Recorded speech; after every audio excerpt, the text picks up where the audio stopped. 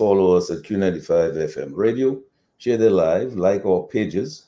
The on-air phone numbers are on the homepage of our website, and Lamb will give them to you later anyway at www.q95da.com.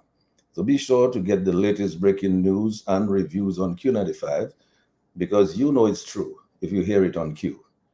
So we continue to revive the spirit of graciousness, of love and peace and prosperity and unity among Kalinago and Afro-Caribbean brothers and sisters. But as we get going, let me just ask Lambi, with Lambi on alert, I wanted to play this brief promo that I did with Matt earlier today. So I'm going to go over to Lambi, and Lambi, you can run the promo that we did earlier with Matt today. I'm not sure if Lambi is hearing me. So if Lambi, if you're hearing me, you can go ahead and play the promo. Dr. Thompson Fontaine, and also we expect to have to join us for a few minutes by Sam George. We call him the enigmatic Sam George of TDN Radio. And we will, in fact, be paying some tribute to CLR4.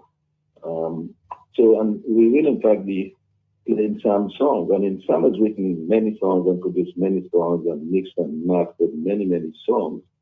But there's two of them that I kind of think that are very, very good for us to look at now, because I remember he wrote a song when I think two women in Dominica have been murdered within a day, or the same day or something. I don't know whether you recall that.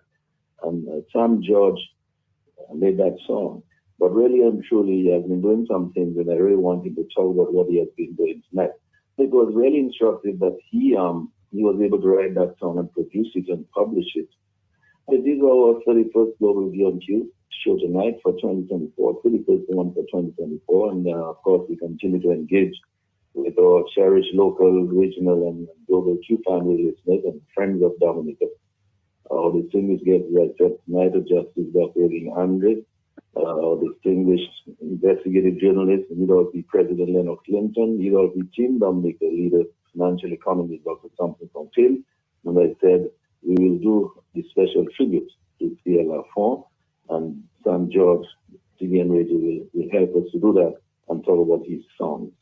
But we will talk about the urgency for people's power to fuel the way forward for Dominica. We will tell you why we need a major display of people's power now. And tonight we will show how the crisis of electoral reform has implications for productive or unproductive national budgets, like those that have been presented from year to year, year after year for 20 years.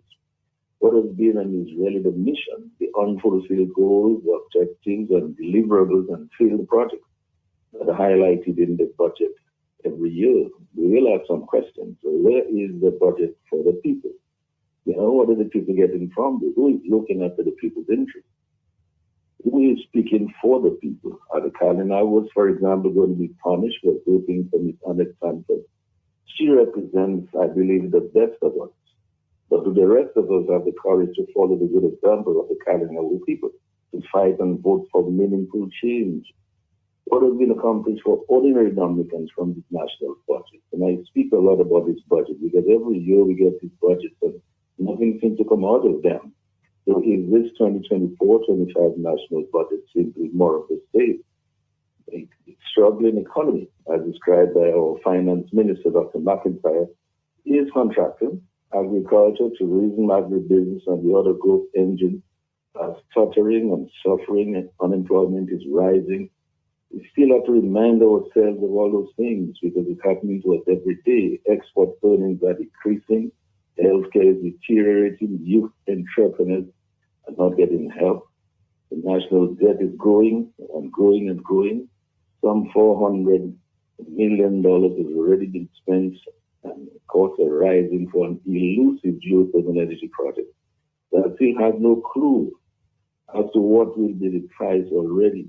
Hard-pressed Dominican households will have to pay for electricity. No word on the future of a CBI program played with bad operators because of failed due diligence, which has resulted in cancellations of citizenships of many alleged crooks, criminals, and bad actors, but which is supposed to, at the same time, it's supposed to fund a significant percentage of the proposed expenses in the national budget. And the list of failures goes on. So no wonder the ministries are unable to spend the amounts allocated to them in the budget. The reason may be that the money is just not available to them. But who underpriced the passports they sold to these crooks and criminals? But there is still no accountability from the government ministers as to why the funds that are allocated in the national budget to these major pillars of the economy every year are not spent to deliver better results for ordinary Dominicans. I'm sure that my guests tonight will share their analysis of these issues with us. But meantime, we expect that, as you know, within 6 months or so, following the approval of this national budget estimate that we just had, there will be a return to Parliament for approval of this, what we now call this infamous supplementary estimate. Due to the failure to properly plan and prepare correct cost estimates in the no-bid contracts for the project contained in the national budget estimates. So we advocate for proper electoral and campaign finance reform. And discussion tonight is also about being ready to forestall any sham snap general election that we've been hearing about. The key question is, how did we arrive at this point where the theft of elections has become the norm?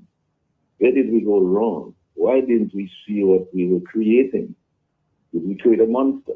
Why did our democratic alert system collectively fail us? Even today, we are turning a tolerant eye for the robbery of Dominica. Why?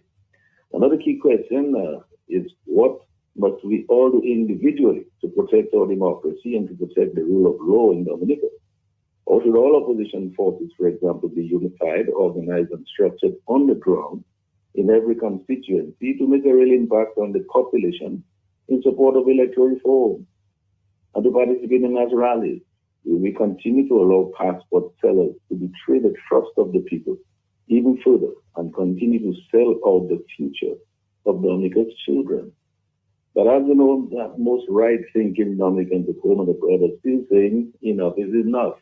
Enough of the rampant unemployment, the sidelining of local contractors and local service providers with questionable no-bid contracts to foreign companies, while Dominica stand aside and look.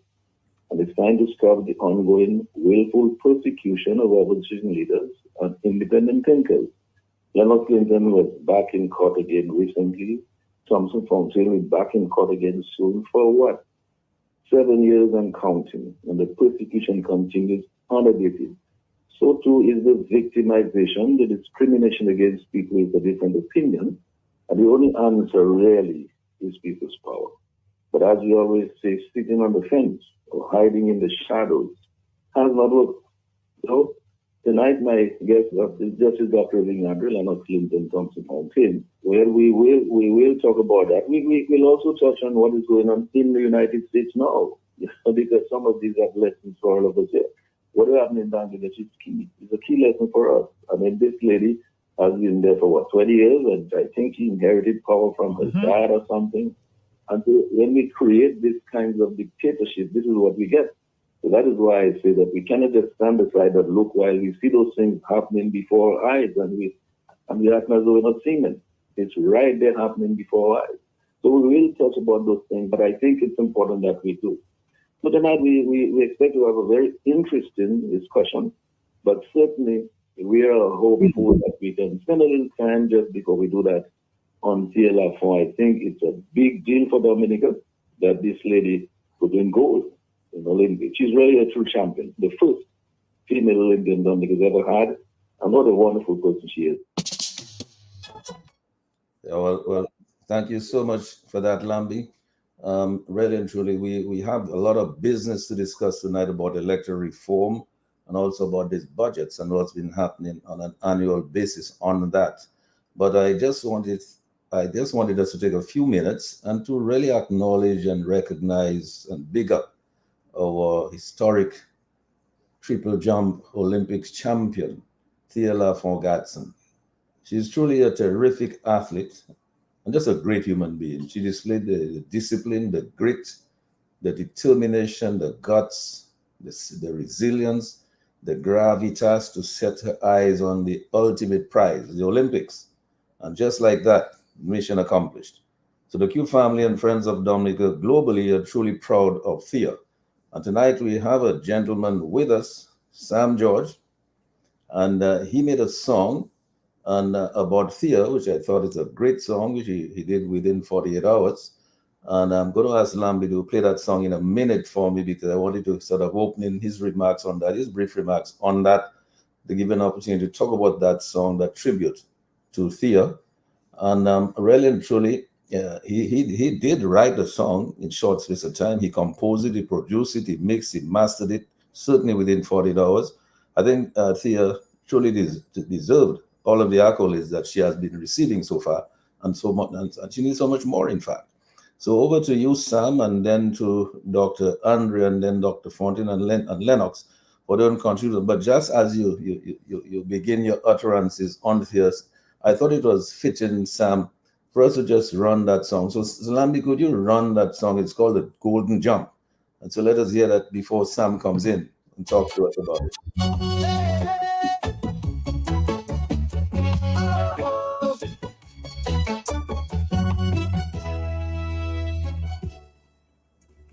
They're jumping high in the pirate air.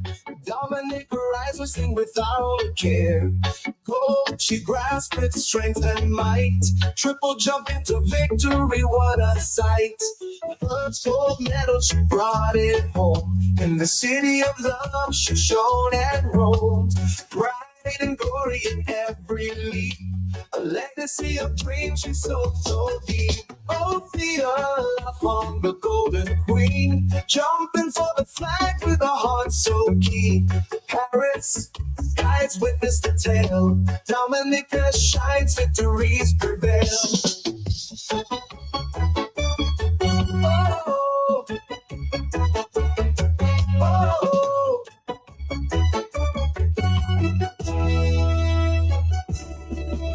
from nature out to the world she flew. With every step her spirit grew. Olympic dreams now a truth untold. In Thea's jump we find pure gold. Her story written in the stars. A champion's heart that beats so far. We celebrate you with songs of cheer. Feel the fall you conquered fear. Oh, Thea, on the golden queen, jumping for the flag with a heart so keen. Paris, skies witness the tale. Dominica shines, victories prevail. From the nature out to the world she flew. With every step her spirit grew. Olympic dreams now a truth untold. In Thea's jump we find pure gold. Her story written in the stars. A champion's heart that beats so far. We celebrate you with songs of cheer. Feel upon you conquered fear. Oh, feel upon the golden queen, jumping for the flag with a heart so keen. Paris, skies witness the tale. Dominica shines, victories prevail. Golden moments we cherish so. Feel upon forever we know. Olympic triumphs you define. Dominican pride, your light will shine. The world watched in awe as she took flight. Her balanced spirit shining ever so bright. With each graceful leap, she conquered the sky. Feel upon our hero, reaching new highs. In every stride, she carried a nation's hope. With unwavering determination, she learned to cope. Through sweat and tears, she paved the way. Thea Lafon in history, you'll forever stay. Oh, Thea Lafon, the golden queen, jumping for the flag with a heart so keen. Paris, skies witness the tale. Dominica shines, victories prevail. Oh, oh, oh, oh, oh, oh, oh, oh.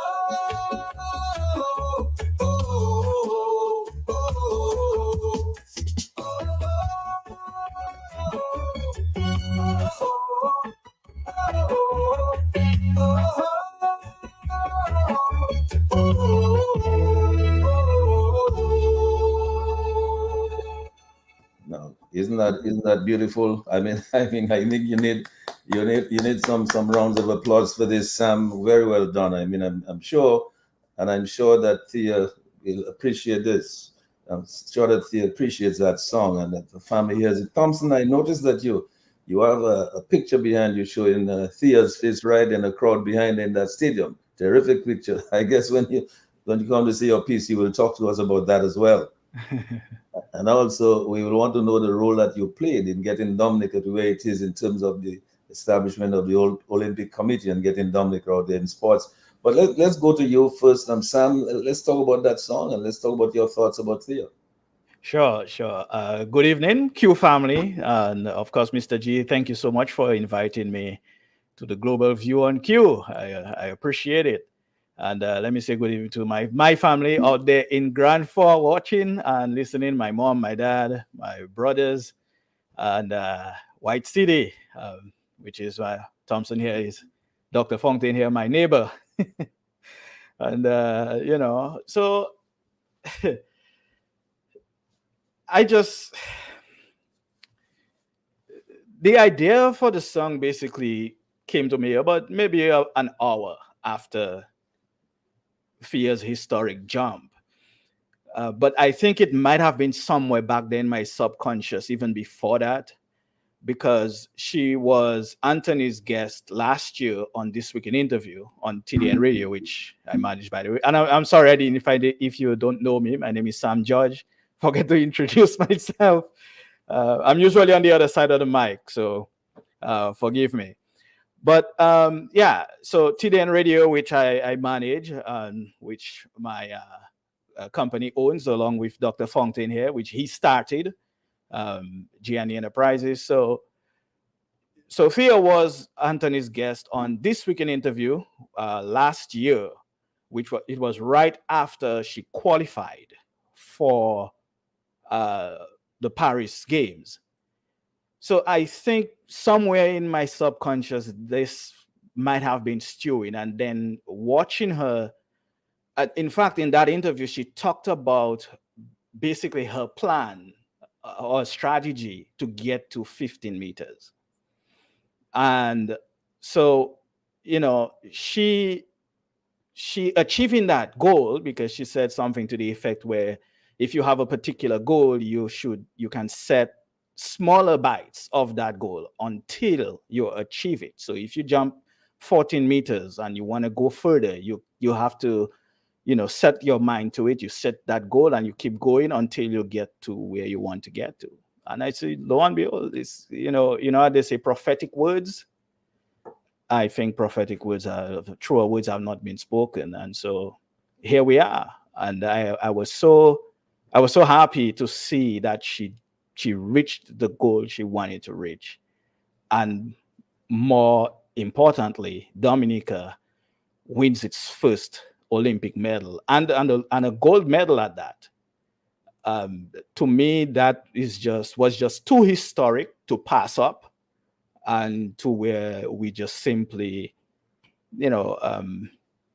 watch it happen and then it just goes by the wayside. I'm not saying that's what would have happened. However, I kind of didn't want to take the chance, if you will. And so I hope that kind of explains the genesis of the track, and we can talk more about it whenever you're ready. Yes, of course. I mean, but it was a terrific initiative. Um, you know, Dr. Andre, you're a historian. You write about moments in time when things happen. This is one of the moments when something great happened to a Dominican, by a Dominican, for Dominica, at the pinnacle, at the very pinnacle of sports in the world. I mean, this is the world stage. This is the very best that you can do, the highest height that you can get. What are your thoughts on all of this in terms of history? How will history remember this moment and remember Theo? Well, let me say good evening to your listeners. Let me say good evening to the fellow panelists. Good evening to the radio station that has made this interview possible. It's obviously a momentous occasion. It's of us a significant achievement of Thea Lafont. But let us be honest here. What she's done is the very negation of what's happening in Dominica. because she's depended on years of honest toil. She's depended on years of sacrifice. She's depended on living on limited fund. She is depending on achieving her goals through effort, through significant Herculean effort. And these are the values are conspicuous by their absence in Dominica as we speak. But she is sufficiently knowledgeable that one of the first things she said after this wonderful victory, she says she hoped it would light a fire under the feet of the political directorate.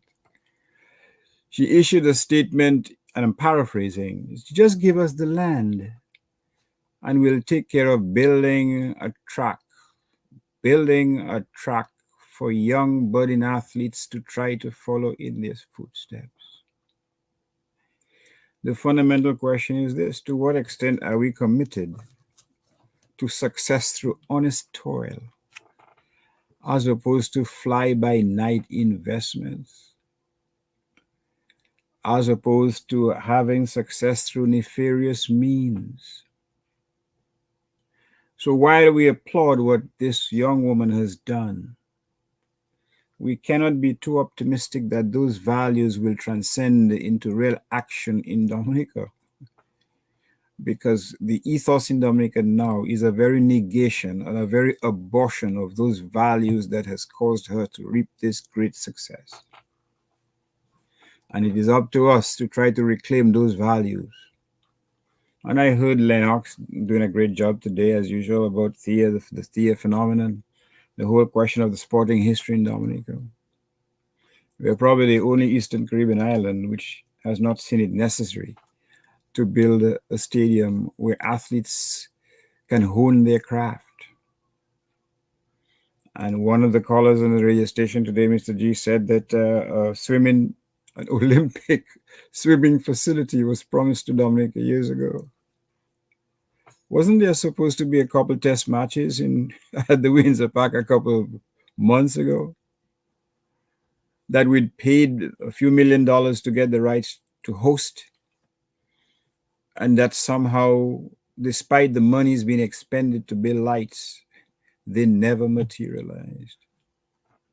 So as somebody correctly said, this is not just about a track, it's about an attitude towards certain areas of enterprise. What value do we place on these? And the sad indictment is that not much. We've had a long, illustrious sporting history, not just in athletics, but also in cricket, also in football, and so on and so forth, and other sports. And what has been our national commitment to the preservation of those who achieved so much in the past? To set a light under the feet of those who are coming forward, the younger ones, to give them some type of inspiration, some type of example to emulate. What about the Grand Bay Field? What is the status of it?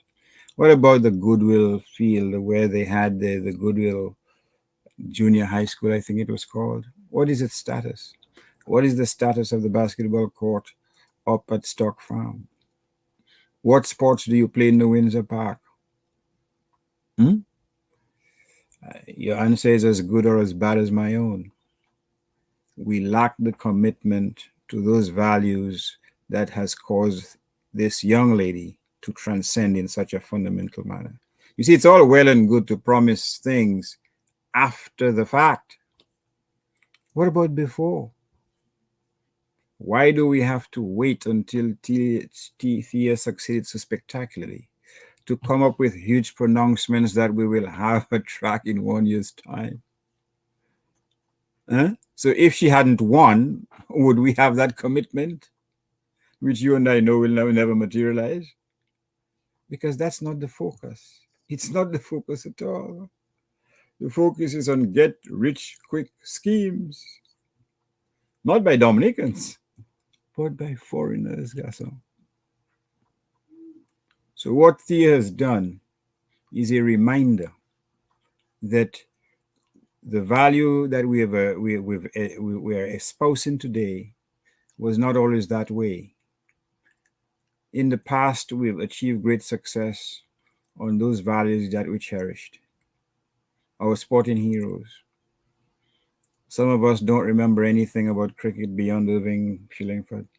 Some of us don't remember anything in terms of our soccer successes other than a few footballers here and there and so on. There's no institutional history because it's not important. What is important is, as I said, the brown paper bags and the mysterious accounts and the edifices that spring up all over Dominica, and we don't know from whence they came. It is not related to the hard work that has brought Thea so much recognition. So this is where we are today. This is more than just about Thea. It's a sad commentary on Dominica. Thank you. Excellent, excellent. Very well said and very well put in the context.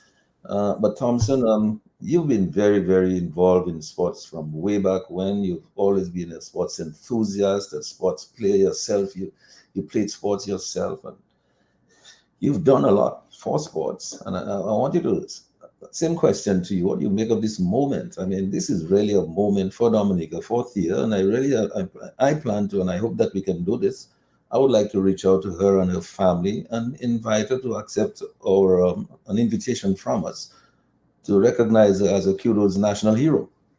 We would like to do that. You know, we have done it for several people who are very deserving of it, like Sir Brian Arlene and some of these other people there. And we would like to do the same for Thea so she can get a lot of accolades from people who have known her well, who really truly know her well, and can talk about her life and how she's inspired them and changed their lives in a meaningful way. But I want to go over to you, Tom, to give us your thoughts because we have to get into business later on the other topics. But right now, let's take some thoughts on Thea and give her the acknowledgement and the accreditation that she really deserves. Let me go over to you, Thompson, to do that. Well, good night, Mr. G, and as well, good evening to the many listeners, Dr. Andre, Honorable Lennox Linton, and of course my buddy Sam. It's good to see you, man. It's been a while, and I'm just so proud of you, and really thank you for the song. It's really nice. It's fitting tribute, it's quite a fitting tribute to Fear, and wow, I mean that moment over the weekend when Fear won gold, and not only Fear, but just a few hours before, we had the goal from Julian Alfred from St. Lucia. And it took me back, over 30 years. And it is interesting because when, as the secretary of the Dominica Amateur Athletic Association, which I was from 1988 to 1994, when we worked to get Dominica into the International Olympic Committee, it was for just those kind of moments, because you have to remember in the late 80s, early 90s, we had another triple jumper in the name of Jerome Romin, who was in the same position. He was number 3 in the world. And I remember in 1991, I accompanied Jerome and another very good sprinter, Herman Joseph, and we also had this Stephen Aker, the 1500 meter runner, Harris, and a few other athletes who all of them in the day could have done well. And I remember in 1991, Jerome actually won a medal in triple jump. He got a bronze medal in triple jump in 1991, and the Olympics were going to be held in 1992. And Jerome could not compete. He could not compete. He was number 3 in the world, but he could not compete because Dominica was not a member of the International Olympic Committee. And when I realized the kind of talent that we had, we were talking about persons who could win at that level, guys like Bruce Phillip in the 400 meters. And he said, no, we have to do something about it. Dominica must become a member of the International Olympic Committee. And that's what gave me the courage to actually begin that mission. And in doing my research, I found out that St. Lucia and St. Kitts were also not members. So I made the approach to those two countries, and they agreed that I would become the kind of the official spokesperson to make the presentation on behalf of those three countries to be part of the International Olympic Committee. That story I've given in the past, but I will probably for another night. But the end result of that was that we started that process in 1991 in Malta. Traveled to Malta, made the initial appeal, got the support of Prince Edward and the head of the International Athletic Association to plead on our behalf. And one of my strongest points that I made in arguing for Dominica was the tremendous talent that we had in Dominica. I remember reminding them that we had cricket talent. De Freitas was big in cricket at the time from Dominica. Frank Bruno, the boxer, with Dominican roots and so on. And I talked about the fact that Jerome Romain, who had just medaled in international competition, could not go to the Olympics because we were not members, and that was wrong. That needed to change. And we were not able to get into the Olympics in 1992, although I traveled to Barcelona in 1992, again to make the plea directly to the International Olympic Committee, using those names, using those talents, because in my mind, I had vision of Dominican athletes being able to get the rightful place because we have the natural talent. It is there. And so when I saw over the weekend, both Fia and the St. Lucian athlete, Alfred, that brought so much joy to me because it took 30-something years, for us to realize it. But it came, and that is something that could have happened a long time before for Dominica. And the example I give, Mr. G, is we had such is our talent in Dominica. They had an exceptionally talented 400-meter runner. And when the inter-school games were held, the inter-island, call it the inter-island games, we used to compete against the other islands in the Windward Islands. And he beat Kirani James. Every time he was beating Kirani, he was better than Kirani James at the age of 16, 17, right? The difference between him and Kirani James would go back and train in an all-weather track. And this young man from Dominica, who was more talented, who was better than Kirani James at that age, he could not continue and he just dropped out, and Kirani has gone on and is doing really well. I could very well medal again in the Olympics, setting a record that no other athlete has set any time in the world. This could have been a Dominican athlete doing those exploits, but it is not possible because we've not invested in the infrastructure. And so I think it's truly a wake-up call. And as Fia said, that should light a fire under the authorities in Dominica to wake up. I mean, do something about it. I mean, when I was there in the early 90s, we were talking about an all-weather track. We were already discussing, we were already making plans. In fact, the United Workers' Party government, to its credit, had as part of its plan for the Windsor Park Stadium an all-weather track. That was in its plan. That was the stadium that was already started by United Workers' Party, and it was all thrown into the sea. It was destroyed. In its place, we have what this government. So what we have is a government without the foresight, without the understanding that what we see happen. So what Fia did for Dominica, in closing, what Fia did for Dominica in just basically one minute of jumping to put Dominica on the map in such a spectacular manner, that would have cost us, if we had to advertise Dominica, that would have cost us hundreds of millions of dollars. It would have probably taken 20 years to get that level of recognition that we obtained just in that split moment. So that shows you the power of sports.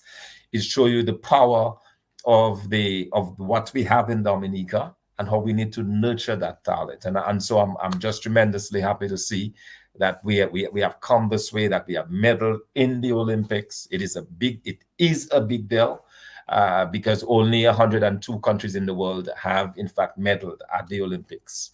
So we are one of those 102 countries. And so it's something that I'm just tremendously proud of and happy to see that Fia has accomplished it. Congratulations again to her.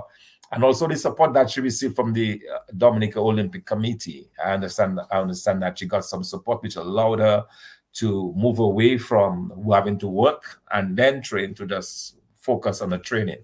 and that paid off, and we are really thankful for that. Yes, we all have to be very thankful for that. Now, just as I go to Lennox, I hope Lennox is with us. As I go to Lennox, I wanted to just say, look, Thea has done more than that. Thea has also caused people like Sam George to come out and make big songs. I remember Sam had made a few songs before, and after I spoke with Sam a few days ago, he said to me, "But you know, I have endless songs that I've done." But I remember there were two other songs that Sam sent to me that I seem to recall were very historic. I think there was one song, and maybe you'll tell us about it a little bit after Lennox. There was one song he did when I think there were two women who were murdered in Dominica. I think both of them were murdered by the boyfriends. They better, the other halves. And then he made a song on this, and I never heard that song actually, and and I'm certainly looking forward to listening to that song because something must have inspired him to do that. When two beautiful women in Dominica were murdered, very maybe just a few days or a couple of days apart by their boyfriends. It's happening in a small country, 71,000 people. But Lennox, I wanted to say to Lennox as he comes in there that PLR4 has been on Lennox's mind for a long time, long before this. I remember hearing Lennox talking about TLR4 for a very long time, way back when, giving a lot of support. So I'm happy to ask you, Lennox, to give us your thoughts now on TLR4 and what she has accomplished. Sheldon, thank you very much. Thank you for the invitation.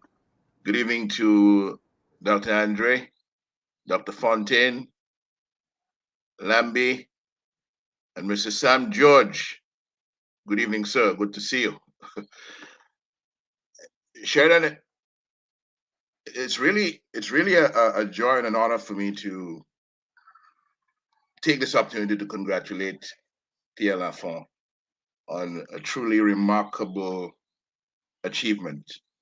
And to thank, first of all, her parents who nurtured her through this dream and the ecosystem of support that she has had in the United States, in Dominica here as well. And in the United States because Thea left here when she was 5 years old, and her life has been in the United States. But when we pause to consider the enormity of the accomplishment, Olympic Games started 1896, and Dominica was only able to participate in the Olympic Games 100 years later in 1996 for the first time. For the first time. And Dominica finds itself in 2024 receiving its first gold medal at the Games in 2024, thanks to the work of Thea Lafont. And Thea Lafont has not been the only one, the only Dominican who has attempted to compete on that global stage, carrying the flag of Dominica. She just happens to be, right now, the most successful of them all. And that is not by accident. It took a lot of hard work. It took a lot of effort. It took her ability to bring values, the values of hard work and so on, to the vision of becoming the best in the world and competing successfully on the international stage. But it was not easy. And I want to recognize that tonight because we have a tendency to believe that what we saw on Saturday over the weekend is some overnight thing. It just happened. It took a lot of sacrifice. And this is a young lady who has been in international competition for 13 years. 13 years. She was at the 2011 World Youth Championships in France. She was at the 2012 World Junior Championships in Spain. She was at the 2014 Commonwealth Games and the 2015 Pan Am Games and the NACAC Championships. She didn't medal at those events. In 2016, she entered Olympic competition for the first time. She was doing about 12 meters at the time, not more than that. The gold medal,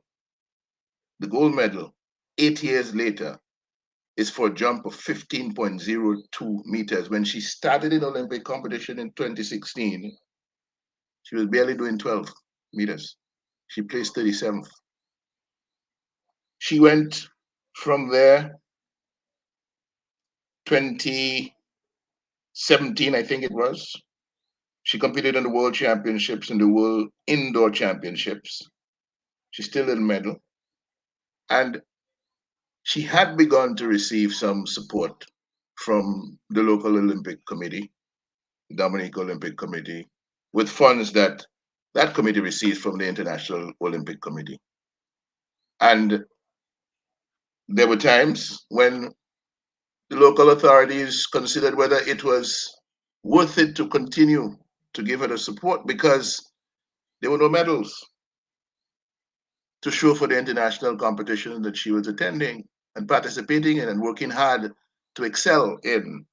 And then in 2018, she won bronze at the Commonwealth Games in Australia and at the NACAC Championships in Canada. Between 2019 and 2021, she competed unsuccessfully at the Pan Am Games, the World Championships, and the Olympic Games. She was in Tokyo. Improved significantly on what she did in Rio, but not good enough to make the medals. In 2022, she won silver at the Commonwealth Games in England and gold at the NACAC Championships. And I want to note it was at that point, at the point that she rose to international acclaim, when she was definitely now in the category of world champion, that the government came up with a 200,000 EC dollar award to her. It's about 73,000 US dollars, which would no doubt have been significant in allowing her to continue to train train full time and not have to go to her job. But all of those times were challenging times because she's in the Maryland area. And at one point in the past couple of years, the place where she was training became more expensive. And so they had to get someplace else. At that point, of course, she is married to her coach, Aaron Gatson, who now is heavily invested now in the success of his wife. And the story is told of them putting together a triple jump training facility for her at a cricket club in Colombia. 40 foot long, 40 meters long, 15 meters wide. They put two long pieces of wood as the run-up, and they themselves, with the assistance of friends, dumped 7 tons of sand to make the pit for her to train. Right? And it is coming off the back of that kind of hard work and sacrifice and focus on the ultimate goal that she emerged this year. She emerged this year as with the gold medal in the World Indoor Championships in England and the gold medal at the Olympic Games in France.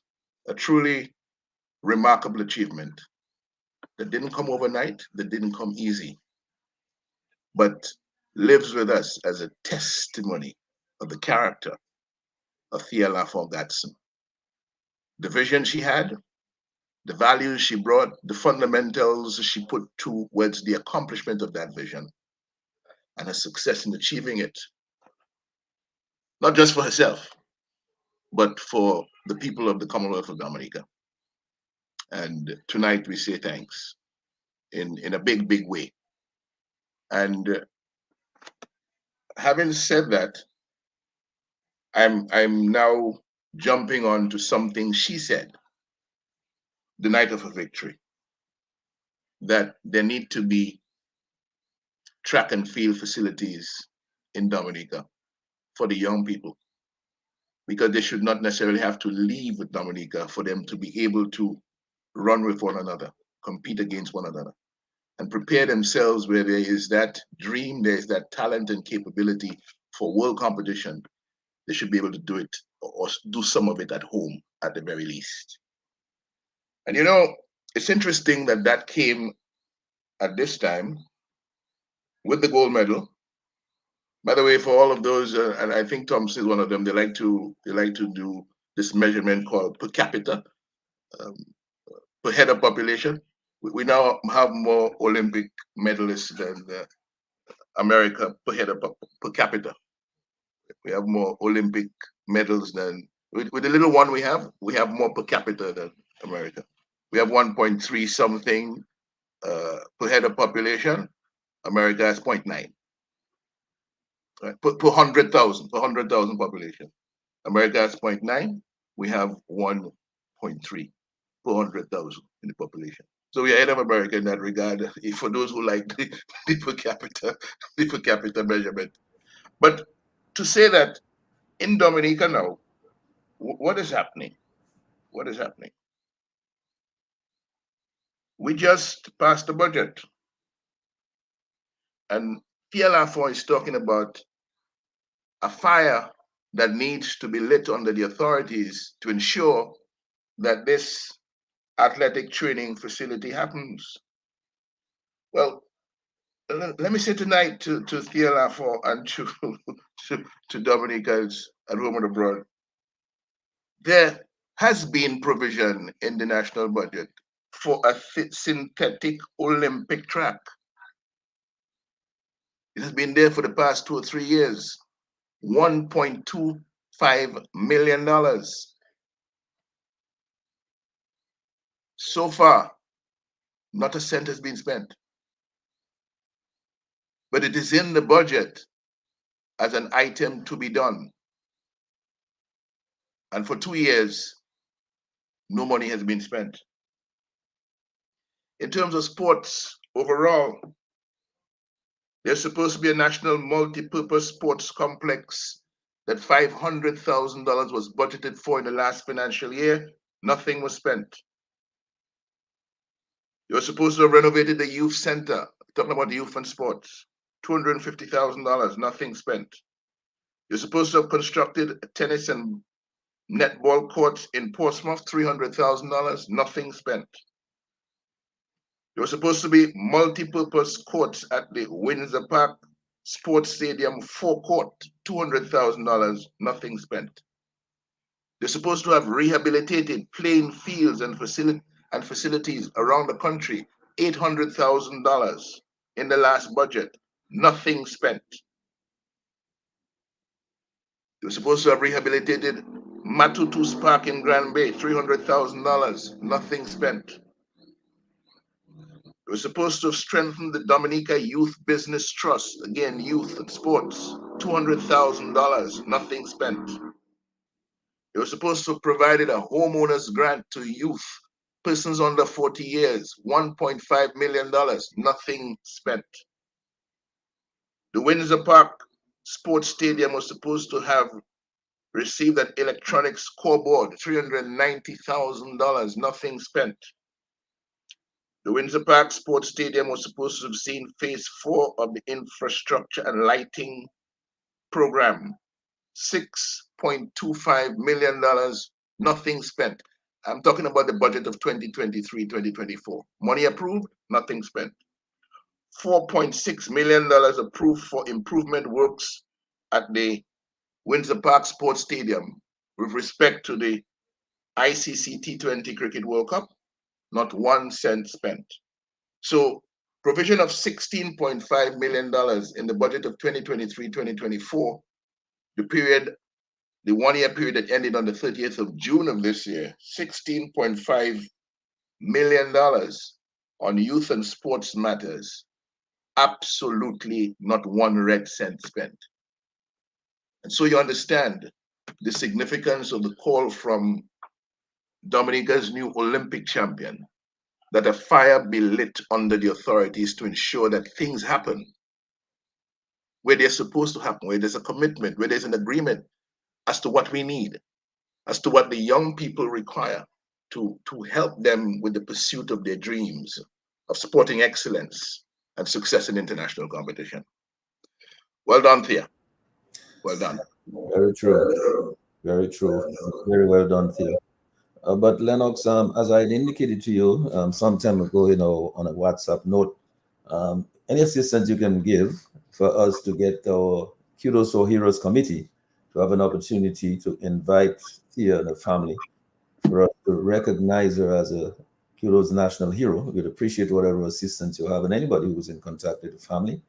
We'd Yeah. really appreciate, putting her on that pedestal because I think she deserves to be there.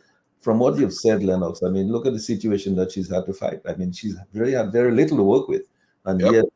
yet she's managed to do all of this, to accomplish this. It's nothing. And the other thing is that the majority of young people who win Olympic medals, gold medals, they do so well before 30 years. It's not many people who get their first Olympic medal or gold medal at age 30. And that shows you the perseverance and the resilience that has been involved in Thea's journey to get this done. And Thompson was making the point about the young Dominican athlete who was successfully competing against Kirani James. And he used that to show what happens when there is support and when there is no support. And what has happened with us in Dominica to kill the dreams of so many of our young people who could have made it much further in the field of sports.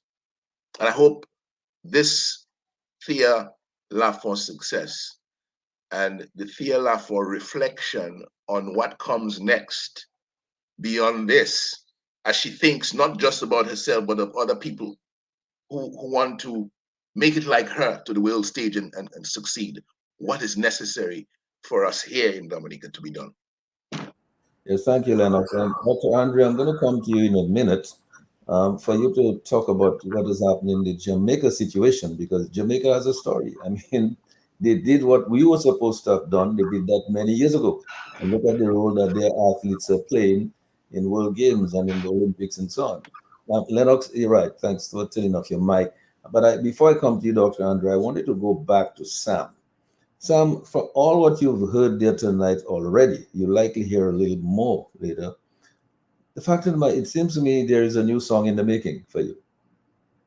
There's enough material here for you to make another song. You've heard all the tribulations and trials that she's had to go through in order to reach the pinnacle of her career. I mean, the grit, the guts, the stick with it, the resilience, I mean, you really have to have guts, I mean, you see kids in the Olympics at 16 and 17 and so on. And then she's 30 and she decided, listen, I'm not giving up against all odds. I mean, when you think about having to find a way to dump 5 tons of sand in a cricket stadium, a little space you get in a cricket stadium just to facilitate you to be able to train.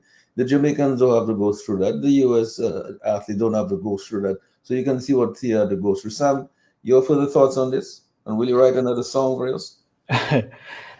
Yeah, as I said earlier, Thea was on This Week in Interview, and so everything Lennox was talking about in terms of her determination and the work she had to put in. She talked about a lot of that. She also talked about taking care of your mental health and so forth, because there is no way it can be easy, and to compete at that level, it has to take a toll on a person. It has to take a toll on a human being, and she persevered through, which is one of the reasons why some of the lyrics in the song talk about for sweat and tears, because I recognize not only that she could have chosen to compete for the US, right?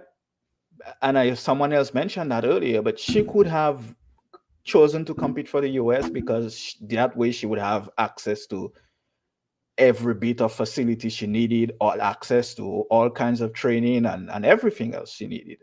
However, she chose to compete for Dominica, which in of itself is, as we say, no matter where we go, as Dominicans, we are Dominicans. We always be Dominicans, and that's always first in our heart. So she has to be not just commended. I heard people talking about there needs to be statues and all of that.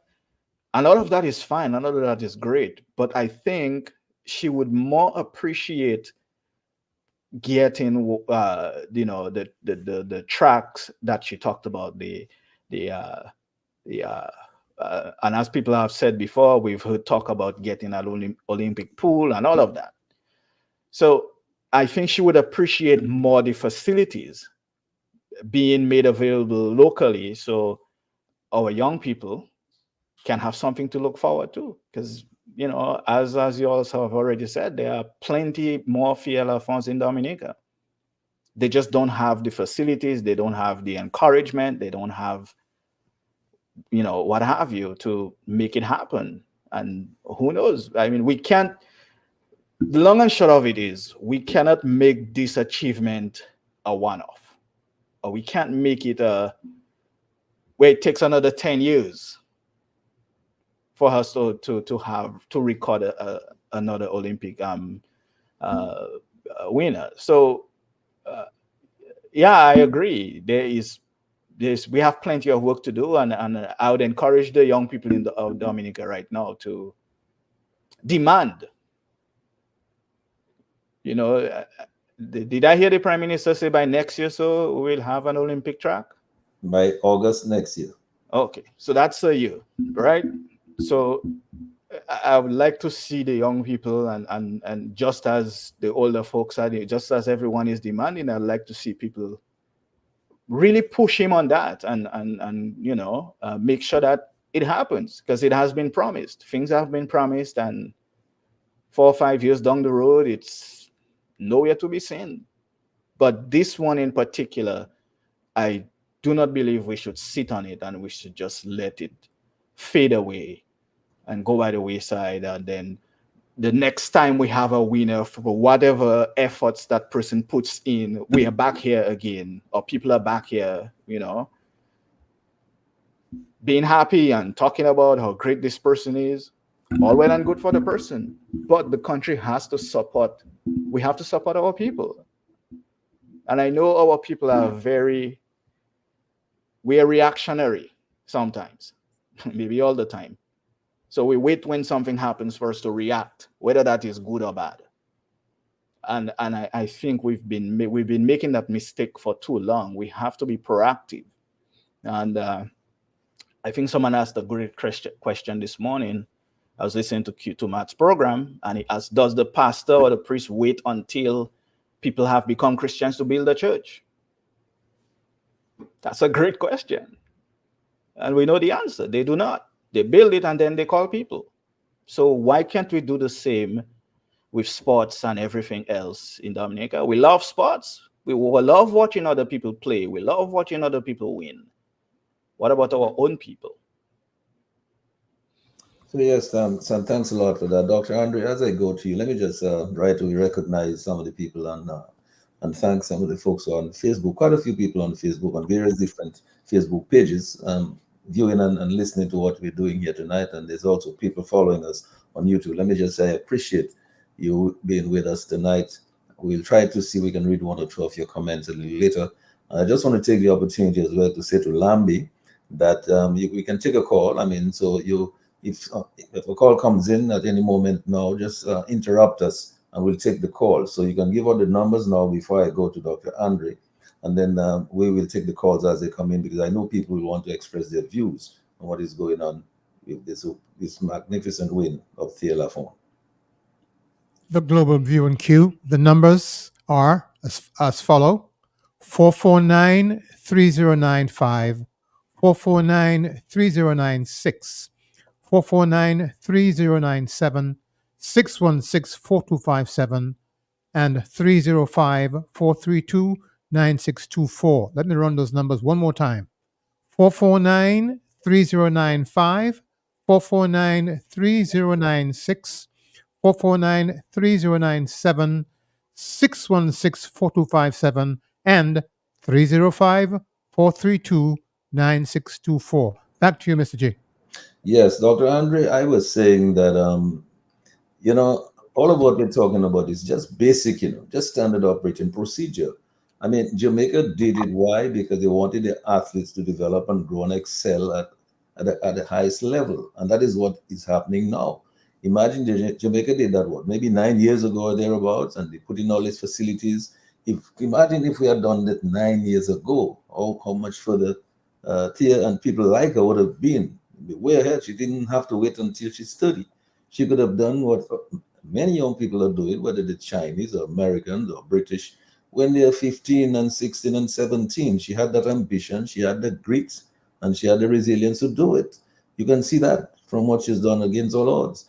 Dr. Andre, your thoughts on that, and really what we missed the boat in not following the examples set by other nations like Jamaica.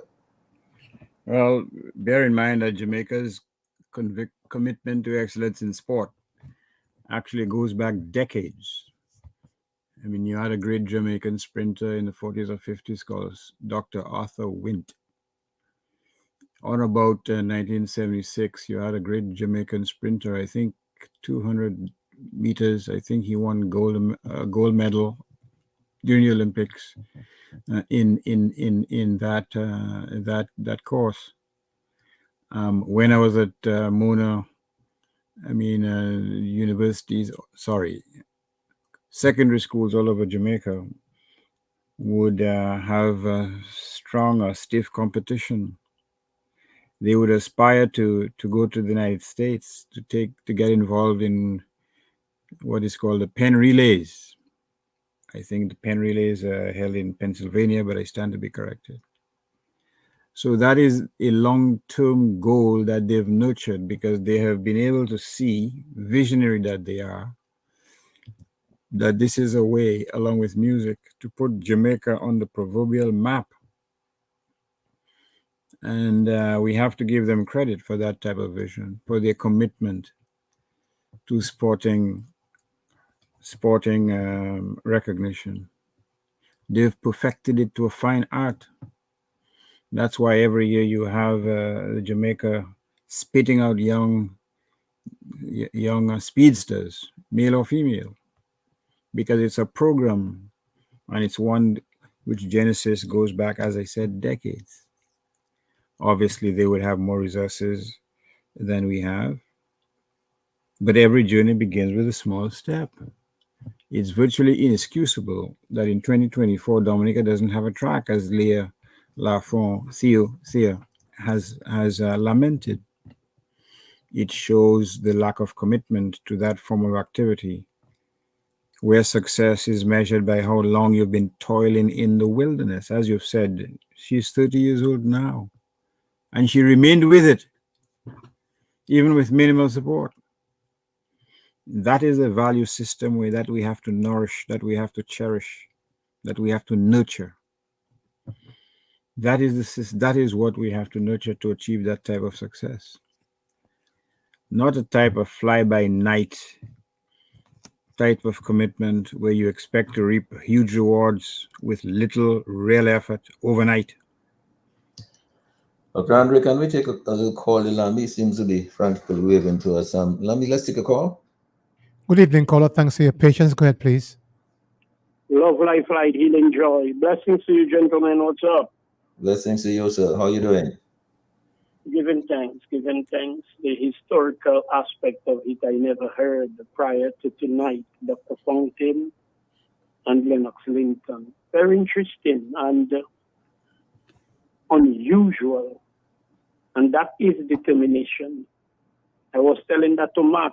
If your adrenaline, and you would be chased by a wild animal, and what you would be able to do while being chased, for your $1 million. To do the same thing, you would not be able to do it. But what about you being offered $1 million is on the table, and you're watching 10, 15 people there competing, that same adrenaline kicks in with your will, your zeal, your determination, your training. So the potential, the untapped skills and talent in a people that have never gotten such an opportunity, and it just promises something started on the former administration or the past administration, and it was dogged up and thrown in the sea. And then you tell me you care about you and me? That is the sickening disease. And Soso said something. Soso said a lot of athletes, both men and women, are injured because of the lack of sporting facilities. Quite philosophical. I picked it up. I said, whoa, Aristotle on the run. So it is so sad to see. A lot of politicians cannot stand. I mean, they send the wives overseas and make the babies because the wives or the children should not honor a midwife or a nurse or whoever, because that's the person that helped to deliver you. So that's the level of discrimination. Can you imagine a little Boswade or Anthony or Linton? Somebody come out somewhere and all of a sudden they become so popular, then everybody want to vote for them. So that's why they will not invest any time and effort and money into sporting activities and facilities, because all of a sudden a Usain Bolt arrives, Brian Lara arrives, and all of a sudden the popularity has gone to the dogs. So it is so sad to see the psychological game that is being played, using your own people as slaves and thinking you can tell me about history when we were being enslaved. It is right here.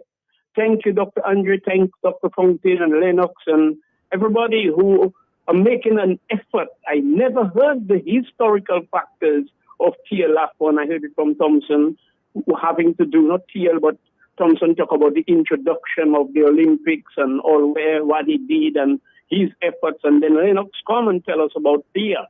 So all who want to talk and think $100,000. Lamy, did we lose him? Okay, it looks like it looked like his call may have dropped. All right, so maybe he can call back. If he's still there, let him go ahead. Otherwise, we'll just continue. Yes, a few more calls coming in. Good evening, call. Are you there? Yes, good evening, gentlemen. Go right Am ahead. I on? Yes, you're on. Right.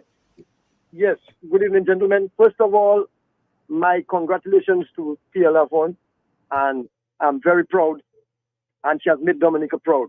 Now, gentlemen, I have a keen interest in athletics because I was in the 70s. I went to the grammar school. I was athlete of the year in the Dominica Grammar School. I got a cup. I was the athlete of the best athlete in grammar school. Then my father sent me to Barbados to school.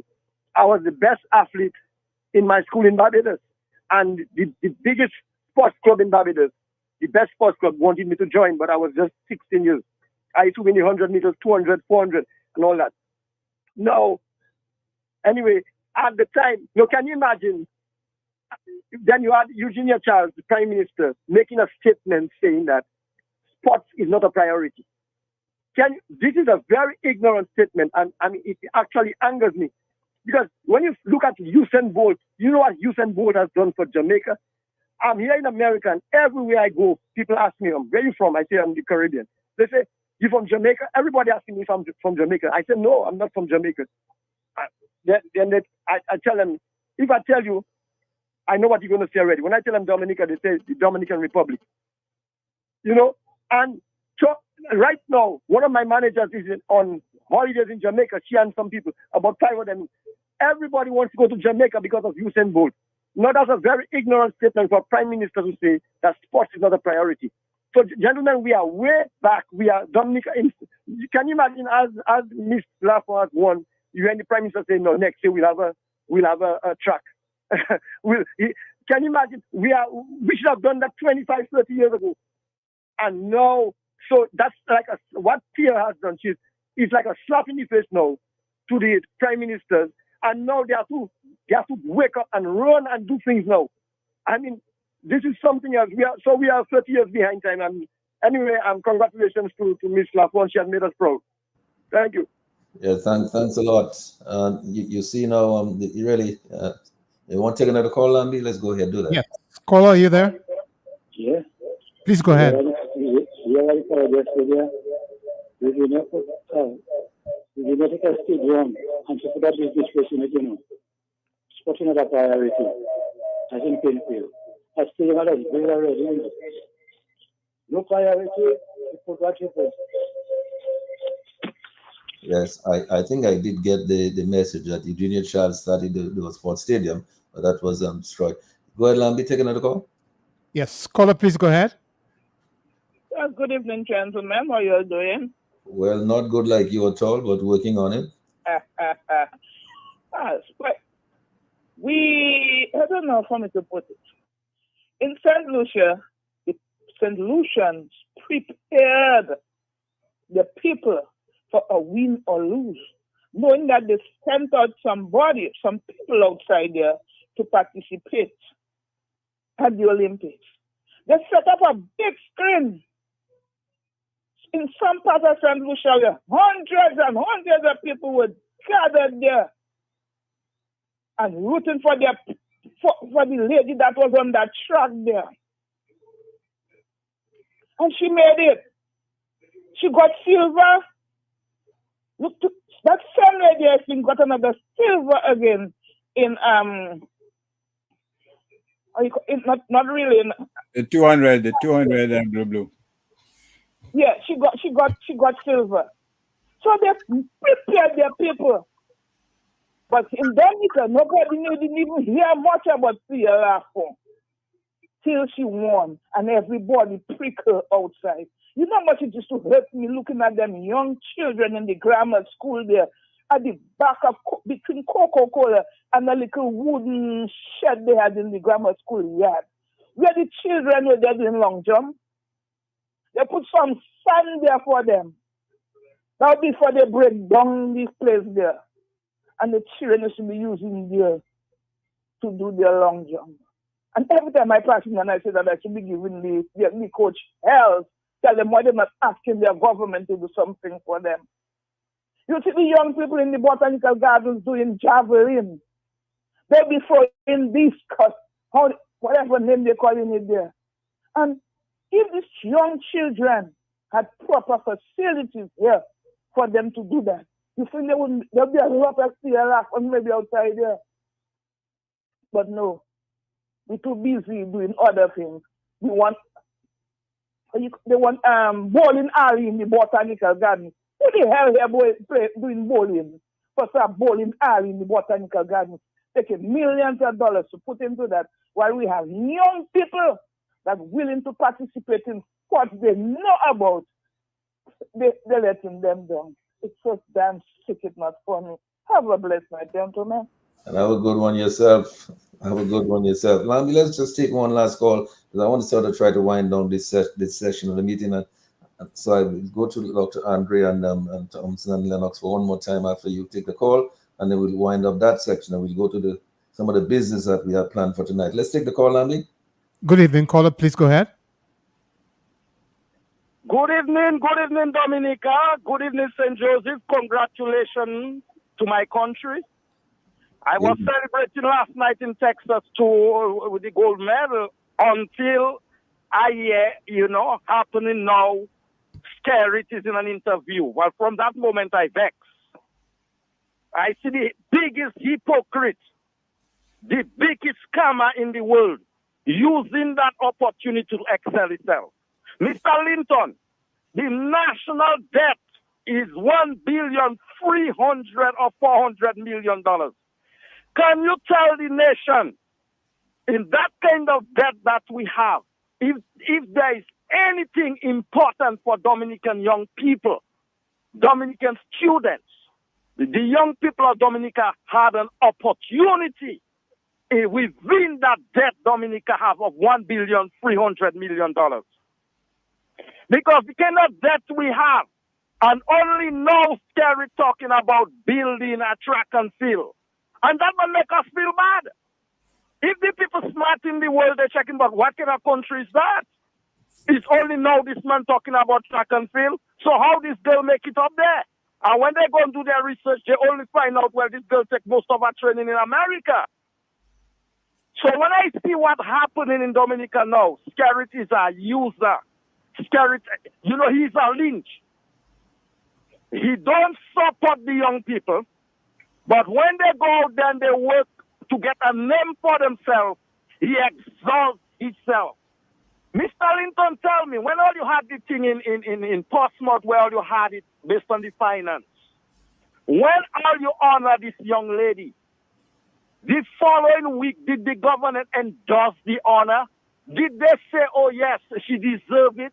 Did they congratulate all you for honoring the young lady for qualifying to be in the Olympic? I hear Dominicans was asking to put a billboard, at least 4x8 or 8x4 billboard, so that we have something to look to see. Okay, look our queen, look our hero, look our future. Did they do that in her honor? Right now, he finds it is hard to build a billboard, but he wants to give a whole playing field. This guy is a crooked guy. He take everybody for a joke. Outsmarting playing Gino.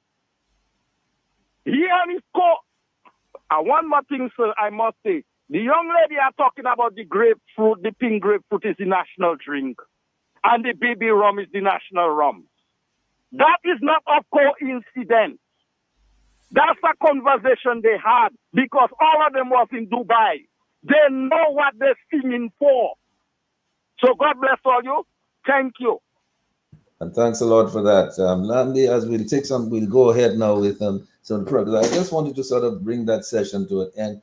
I mean, I will have to go to Lennox Linton right after you, Dr. Andre, because the caller asked him a question. Then I will go to Thompson. But did you want to say something, Thompson? Yes, I just wanted to say, just before you go, you know, as the caller talked about the honor, what he was talking about is in June for the Economic Summit, we honored Fia Lafont. In fact, we are working on her coming to Dominica to accept her honor in person, but it's because she had to go to a meet the same weekend that we were having our award ceremony. She was not able to make it.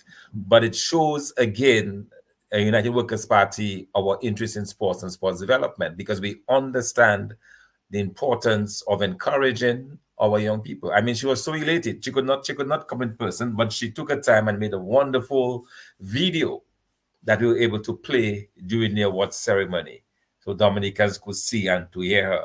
And people who listen to us on Sports Rap, we've been calling for billboards, Emmanuel Loblack, almost every time, saying you need to honor this lady. You need to do something more than you were doing. Where is the support? Where is the honoring? None of that is done, you know? So it's very unfortunate, but it shows again the difference in terms of vision. We've been working in this thing for many, many years. As I said, I'm not a Johnny come lately. I've been in this, you know, practically all my life, working for the young people and working to develop sports in Dominica. So that is something that we really have to do, because I understand the tremendous importance that sports play in the lives of the young people. And if you can get them to that level, as we see now with the tremendous what's going on with Alec and Hodge, you know, that's another example of how young people can aspire to do great things, you know, and in the process they help themselves, but in the process they pick up the country, you know. So we need to do a lot more of that, certainly. Yes, and certainly I think we all can attest to the fact that when the United Workers' Party was in office, Ron Green, I remember him very well, was the Minister for Sports, and he did a considerable amount to elevate sports. He really was a sports enthusiast, and he worked very hard to elevate sports and to make a difference in young people's lives. Even today, in fact, Ron Green is retired from politics, but he's still doing a tremendous, he continues doing all this tremendous work in sports. And Dr. Andre, I just wanted to say this as well, that I recall that when it was not popular to talk about Thea Lafont, it wasn't popular because she wasn't winning anything. I heard Lennox Linton. I don't remember it as far back as his program on Between You and Me on Q95, but way back I heard Lennox Linton talking and promoting Thea Lafont when nobody else was interested in promoting Thea Lafont. So, Dr. Andrew, give me your closing thoughts on that before we move on to the next segment there. Well, this Thea Lafon's success holds some serious lessons for us. You see, it is good to support, or it is easy to support when you have rains that nourish the soil, and it is easy to support when someone is successful. But is it easy to success when someone is toiling to achieve his or her goals? And that is what this is what it makes us reflect on. Where were we when she was going through the travails of trying to be successful? When she needed help, were we there? Were you there as a society when literally hardship nailed her to a metaphorical cross? Or are we there only after she achieved success? And if we had given her the help that she needed at an earlier stage in her life, at least tried to anyway in some fashion, would she have achieved that success at an earlier age? Would her journey have been less challenging? I mean, someone made mention about Kirani James in, was it St. Kitts? I mean, he won the gold in the 400, years ago? Yes, he got significant training and development in the United States. And there's nothing wrong in getting the training and development in a foreign country. And the reason there's nothing wrong, it is because we've done so little to make provisions or provide training facilities to our own, that of necessity they have to seek that specialized training elsewhere. Thea got it in Jamaica, then in the United States. That is the inevitable passage of someone who dreams of tremendous success in sports. And so, again, we're confronted with our own reality. We can either learn from it or we can continue on the same path, having our sports officials go on all expenses paid trips to these meets and so on, and having most of the aid that we get, a disproportionate amount of the aid, go on administrative or spent on administrative aspects of the function, as opposed to most of the money being used to provide facilities for young people. And that's part of the problem. It's a junket. How many of us want to volunteer when there are no free trips? Huh? How many? So these are some of the fundamental questions we have to ask ourselves. Why are we in this thing? Is it to see the development of the island? Or is it to see us, through that involvement, get certain privileges at the expense of others? So I hope with Thea's success, we can dream of a better landscape in terms of sporting excellence, and we can provide a little more set of opportunities for younger ones who, quite frankly, have very little option given the employment situation in Dominica. So that's my word on this. Yes, and Lennox, I want to give you the last word on Thea, and then I would like you to, as you do that, to transition into the other topic that we are here to talk about, to create that link, to show the Dominican people the link between electoral and campaign finance reform and these budgets that we have been getting from year to year that have not really been delivering for the ordinary people in Dominica. Every time you started talking about some of the things that are provisions in the budget approved but nothing being spent on them. You started with sports, but there's a myriad of other areas where a lot of provisions are made in education, in agriculture, in all kind of things. No money is spent. So can you let's get going on that part as well as you wind up on Thea. Thanks, Sheridan.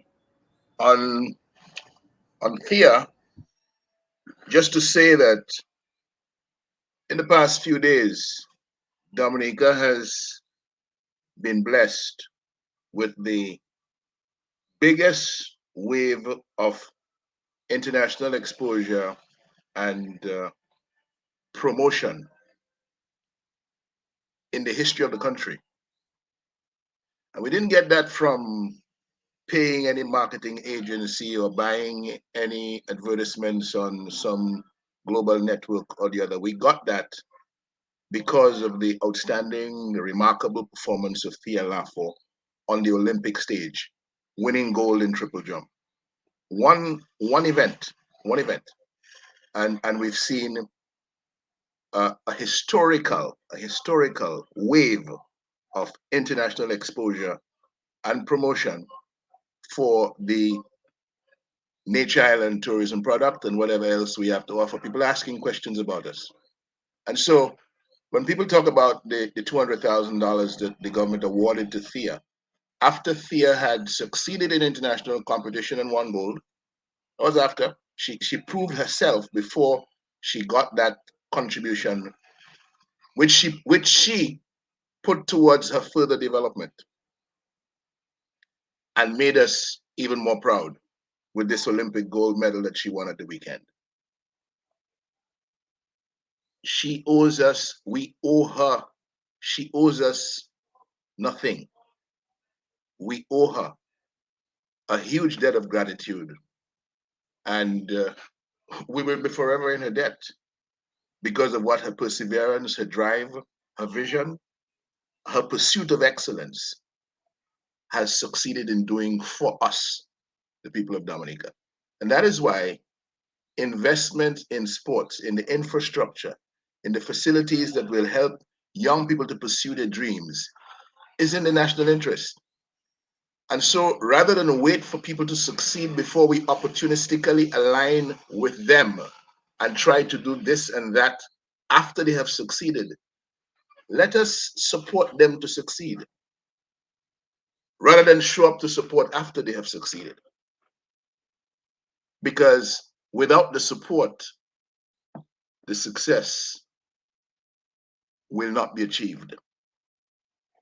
And some people, Thea has done a lot with the little that she received. I can tell you, there are people in Dominica, athletes in Dominica, who received much more than her in terms of financial support and were not able to do as much as she did with it for herself and for the people of Dominica as a whole. I also note her comments about her St. Lucian sister, Julian Alfred, the new sprint sensation, the fastest woman in the world at 23 years, sorry. She spoke about Julian Alfred's success at the World Indoor Championships, where she won the 60-meter event before Thea competed. And Thea reporting what a wonderful inspiration that was for her, a sister from a St. Lucian, from the sister island of St. Lucia, with whom in the course of training and preparing for these events and knowing each other in competition across the world, they had bonded.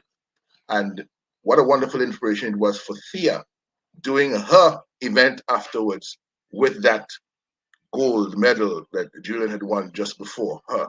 It happened again on Saturday because Julian Alfred won the 100-meter event before Thea was confirmed as the champion in the triple jump. And you see that wonderful spirit of camaraderie, sisterly love growing among these athletes from the islands who this year in the OECS registering better success than we've ever seen in the past, which is wonderful and which tells us where we're heading. And that is why right now, as we look ahead, we must learn the lessons. Must learn the lessons of what it means to build teams for success, to make sure that we align properly with the vision that is ahead of us, and we allocate resources to the strategy for growth and development. We have not done that well in Dominica, and this budget that was just approved last week after debate in Parliament for just about a week gives us another example of how we do not align resources effectively to whatever strategy it is we have for building Dominica, for growing Dominica, for putting more jobs in Dominica, for getting more people to work, for getting more people to earn more money, for getting us to earn a better place in the trade of goods and services around the world. We don't do a very good job of that. And again, when we talk this year about spending of $1.6 billion with a capital budget that will be over $900 million, and tax revenue that is hovering around the $400 million mark, but our expenses are so much more than that. And our revenues from citizenship by investment in terms of the budget profile this year is 63%. The revenues from citizenship by investment is 63% of total revenue. But in presenting this budget, the finance minister didn't feel it necessary to talk anything about where we are going, because we have just increased the price of citizenship from 100 to 200,000 US dollars. We have made adjustments. We have given a commitment to the global community that we're going to bring in all the money from the sale of citizenships into the consolidated fund and spend it from the consolidated fund. The early evidence is that we're still not doing that. The plan and the budget to raise $760 million from citizenship by investment next year is still a plan to have the bulk portion of the country's resources outside of Dominica, notwithstanding the commitments we have made to the international community that will bring in all the money and will spend all the money from Dominica. So when you look at those things, you ask yourself, where are we really going with our resources being mismanaged to such a degree? In other parts of the world, where people's resources are so willfully mismanaged and they suffer as a result of that, they find ways to change their government, be it through elections or otherwise. A lot of them do it through elections. In Dominica, the election route has been shut off from the people of Dominica because there are all these illegalities. There's all this illegal spending. There's all this big money purchasing results in elections in Dominica. There are all these brothers and sisters who live overseas somewhere else and who get paid to come in to vote to affect the results. There are all these taints on the process for elections in Dominica that have it going in the results going in one direction and one direction only, over and over and over again. We're the only country in the Caribbean that has not changed the government in 25 years. The only one in the Caribbean that has not changed the government in 25 years. What? Not because we are any better off than any of the other islands in the Caribbean. As a matter of fact, we're worst. The former minister of housing, Reginald Usher, told us we've been last for too long in this world and behind in too many things. We are last in so many areas of economic and social development, and yet we are the ones who find it impossible to change the government. It's not because the government is doing well, because the government is doing well for itself, but certainly not for the people of Dominica. And elections ought to have consequences. In Dominica, the consequence of having an election under the tainted system is that one party that abuses the resources of Dominica and looks after itself and its foreign friends is the one that is going to prevail. And Dominicans have to find a way around that. They have to find a way beyond that, because those who are benefiting from what is going on right now are not the ones who are going to change it. We have a big problem on our hands right now with all the monies that we say we have budgeted and all that is supposed to come from the Citizenship by Investment program. We have problems with the money coming in to the country. Now, I suspect that if we had dutifully gone the route of what was suggested to us by the international community of bringing in all the money to Dominica, and not leaving any of it outside. The problem's being experienced right now with major players that we have given carte blanche with significant projects in our infrastructure development and to raise the money from citizenship sales and so on and get it into Dominica. There's where the problems are. We have a hotel on the West Coast that is shut down right now because the developer cannot bring in money to Dominica and has some issues with their domestic account at the bank in Dominica. What this says is that we have a serious problem that the government is not addressing and has not addressed. The correspondent banking relationship that the National Development Bank enjoys with the Bank of America is under serious threat. Is under serious threat. And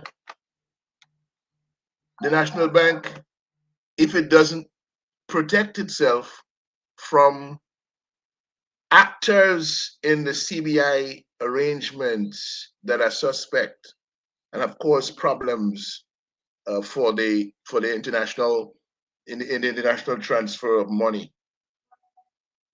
If they cannot protect themselves, they will lose the correspondent banking relationship, and they'll be reduced to operate like a credit union.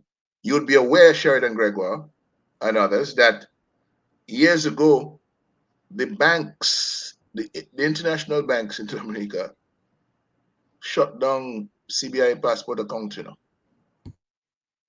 And we have been telling this government for years, you need to pay attention to the integrity with which this scheme is run. You need to ensure that criminal elements have not infiltrated it, and you're not dealing in any way, shape, or form with the proceeds of crime, or you can be held up and accused of any kind of money laundering or any of those things, financing of terrorism, any of those ills that plague the global community, such that major players want to protect the security architecture around their countries from those kinds of ills. And we have misbehaved, there's no question about that. And we have to come to terms with that misbehavior now, because the bells that are ringing are not good. So yes, we've just passed the budget. Yes, we're hearing that the government is going to parliament soon with electoral reform. But what reforms? Are they going to be the reforms that the people need? Is the government going to listen and go to parliament with sensible reforms? Or is the government going to provoke people into revolting because it will not listen, it will not hear? Lennox, let me open up the discussion a little bit here, because obviously you've hit the nail on the head. What is going on there is that when you start talking about the budget, we can see just from the examples or the case of the sporting activities and sporting facilities, you can see what the disaster that's happening with the budgetary provisions. No money is being spent on those. But the same thing, I'm sure, applies to many other areas of activity and investments that are provided for in the budget approved and in the estimates, and they're just not being used. Maybe the money is just not forthcoming. And then, of course, you talk about the international corresponding banks in terms of transfer of funds. The fact of the matter is, if the country depends 65% of its budget is dependent on this foreign proceeds coming in from the CBI program, if they're not able to come in because of the same problem of the international corresponding banks, how is anything going to be realized or produced from those budgets? And isn't that the reason why we are not seeing this? But Lennox he touched on the question of electoral reform.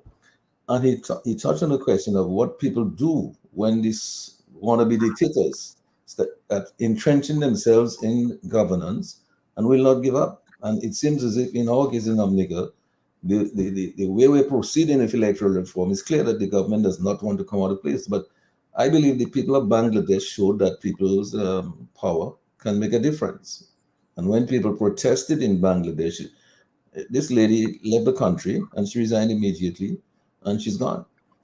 So this government, I think, like every other government in our region, has to understand that democracy has to be allowed to prevail. And if you go into the electoral reform, You have to do the proper elect reform based on best practices.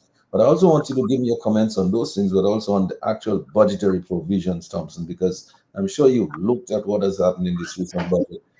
Absolutely no different from what had happened for years and years. We do in these budgets. No report as to what is the outcomes, what are the deliverables, and where, in fact, you could measure what was delivered from those budgets. Nobody's saying, and no report from any ministries on that. Your thoughts, Thompson? You know, Mr. G, you heard Lennox describe how many occasions monies have been allocated for in the budget, and there has been little or no spending. You know, the all-weather track was in there over 2 years, and all of these different monies put aside for sports and so on, and not a dollar being spent. Part of the problem is that this government has set itself up for major failure in that it is budgeting with more than 60% of its revenues for that budget coming from the CBI, state of the CBI program. And that is a problem. For countries to be successful, they need to have at least 65 to 75% of their revenues being generated internally. By that I mean through tax and other fees and so on coming from the government. But that's not the case. We are down to 33%. So you have effectively set yourself up for failure. So you want to have $1 billion budget, but at the end of the day, you simply do not have the resources to sustain that $1 billion budget. So two things happen. You incur a lot more debt if you're serious about your capital projects. If you're serious about doing something in the country, you must incur additional debt, or you simply incur arrears, or you simply don't do anything. And that's where we found ourselves, and it's because this government has failed to actually grow the economy for so many years. We have not had solid economic growth or broad-based growth. Yes, we talk about growth, 3-4%, but that has not been broad-based. Is not the kind of growth that has generated jobs. Is not the kind of growth that has generated increased revenues to the government even. So we're in a very difficult situation. And when you compound that with what is going on around the CBI program, all of these queries that have been made to the government, the fact that foreign countries, especially the European Union, is concerned that the monies from the CBI program is not coming into the country. And these countries have to threaten our government to say, well, if you're not going to bring those monies in, we may very well remove that privilege from you. I mean, we have a serious problem. So, I would really like to see more changes in terms of a greater focus on how you can generate activity within the country. And that means putting more people to work. That means better paying jobs. That means improved services for the people. It means as well government that will have enough resources to meet its obligations to local persons, a government that will have enough resources to allow government workers to maintain their living standard. Because what we have had in Dominica over many, many years is a gradual eroding of the ability of public servants to maintain their living standards. I can tell you without any fear of contradiction that practically every single public servant is worse off today in terms of their ability to purchase stuff, in terms of their wealth, in terms of their income.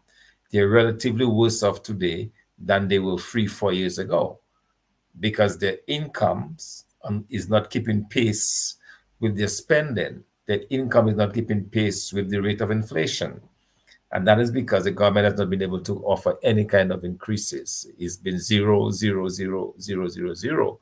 So we have a serious problem. And yet we continue to have this $1 billion budgets that's going nowhere. So it's a lot of fluff. It's a lot of cuning of the people, of fooling of the Dominican public that this government has engaged in.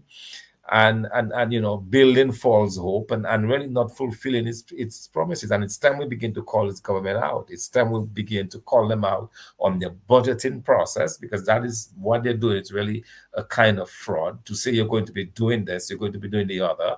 You promise it, and every year it just reappears in your budget like nothing happened. I mean, the budget is supposed to be done over over 1 year. When you go to the budget, 2024, 2025 estimates supposed to be the budget for that fiscal year, for the 12 months. So don't put it in if you know you have absolutely no plan Thompson, to Thompson, let me just say this though. I hear the point about the revenues, and certainly the tax revenues are declining, which indicates that the economy is not growing. Notwithstanding all the 4.4% and 5% to tell you, the economy is not growing. The tax base is not expanding. Not enough. More people are not working so that they can pay more, can get more into the tax purse, right? But for that to happen, there have to be significant investments. Now, those investments can come from the private sector, foreign direct investment, local investors, or they can come from the government's public sector investment program, right? Past couple of years, it has largely been the government's public sector investment program in infrastructure mainly.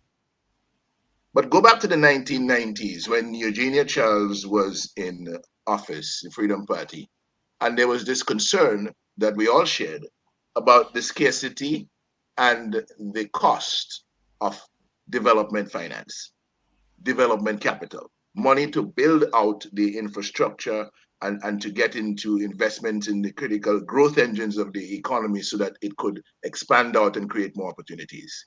That is where citizenship by investment came from, That is where the idea was born, to give us a source of development capital that was less expensive than what was emerging on the market, or would provide a solution to the difficulties that the administration at the time was seeing.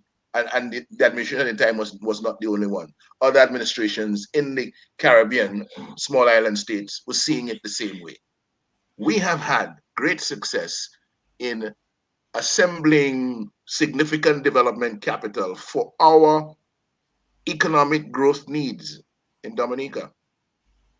And in fact, where the last few years are concerned, Dominica has raised enough money from the Citizenship by Investment program to do a lot of the things that are not being done. The money is the problem. The money is not coming into Dominica, and this government must be made to answer for that. That's one of the reasons we're going to court, to hopefully retrieve some of those monies and to get them to come into the consolidated fund. Because we understand it will be for a while that you have this development capital, not to sit down there or to be building mansions for people in various parts of the world, but to do the work of Dominica, do the expansion of the economy work of Dominica, so that more jobs will be created, so that more opportunities will be available for people to get involved in business and to make greater success of their entrepreneurial ventures. Because that has not happened, we have the situation where the money that we're supposed to be using to lift the country out of where it is in somebody else's control, while we're struggling with lower revenues from taxes, which is a result of the economy not growing. But in order to grow the economy, we needed this money that we got to fix the growth engines and to get them delivering better results. We don't have that because the money is under somebody else's control overseas. And the people of Dominica are sitting down, eyes wide shut, watching that happening and saying, well, where are we going? What is happening to us? Are we going to have a snap election in December? Hello. The country is being destroyed by this group of people in Dominica, and they've taken care of themselves royally well. Thompson speaks of public servant salaries that have not increased. Well, they know that salaries need to be increased. Why do they know that? They took 50% increase for the Prime Minister last September and 23% for the other ministers. They know the scale of salary increases that are necessary for people to be able to see their way, except that they're just taking it for themselves. They're fixing up themselves. Everybody else can head to hell. They're taking care of themselves. Let me just say this, Leonard. You spoke about this period when Eugenia Charles was there, and then there was a recognition that there was a insufficient revenue being generated. And it's in that era that the CBI program came up, and Grace Tong and the Laya River Hotel and so on. In that time, I was president of the DIC. You were president after, I think, after I was president, Lennox. Yeah, that's correct. That's correct. Right. But I was on the DIC and also on the board of the Employees Federation. You know, when we recognize that same problem that you're talking about, the failure to generate sufficient funds, we question the policies that the government was delivering at the time. And we demanded that a policy review committee be set up, comprising of the board of the DIC and the cabinet of the GNU. We got that done, and we sat with the cabinet regularly and discussed policy. We didn't try to make policy because we're not the policy directorate, but we certainly attempted to influence the policy in the right direction. But I wanted to ask on Sam. We didn't bring you here to talk about all these issues, but I don't know how closely you've been following the discussions around the economy in Dominica. But did you want to make any comment as to how you see this economy and what you see in terms of the budgeting process and what you see in terms of electoral reform process that is taking place here? Well, yeah, I mean, I look around, I see, I listen, I pay attention to what's happening in Dominica. I probably couldn't be able to speak to it with the eloquence of Dr. Fountain and Lennox Linton, but I see what's happening to our young people, and quite frankly, that is always my concern, because I have siblings who still live in Dominica. Thankfully, they have jobs, they are working, but sometimes you know how it is. Sometimes you have a job, yes, but you know, can you build a house with that job? You know, I think Dr. Fountain earlier alluded to that fact that, you know, years ago civil servants could build a house. You know, I have in my family, I've had aunts and uncles who worked in both sides of my family who worked with the government, who were civil servants, and they were able to build their homes and send their children to school and everything. So at this stage, I really don't understand why it is so difficult. I understand we're not a very big country. We don't have a lot of money, but I still don't understand why it is so difficult for our young people to find ways or find good outlets for their energy, and they are talented, but sometimes they end up in all kinds of troubles because they do not have a good way of letting out the steam, or you know, and the business of the CO all the time. I think that is part of our problem. Maybe, I mean, we love it, yes, everybody love to free up and everything, but what happens after you free up all the time? When you come back to reality and you realize you have no food in your refrigerator, or you know, you can't, you have no electricity, or you can't pay your water bill, all of that. And I'm not saying that all of that can be fixed overnight, but it has been a very long time where things have been so tough for young people, and they have to rely on family and friends overseas and all of that, which is not a bad thing. Again, I'm not trying to cry all of that down. I'm just saying our country should be in a position where our young people can say, look around and say, you know what, I have this talent, and what am I going to do with it? You know, and not everyone needs to be a singer. Not everyone needs to be on stage. Not everyone, if you have that talent, by all means, go for it, use it, do whatever you need to do.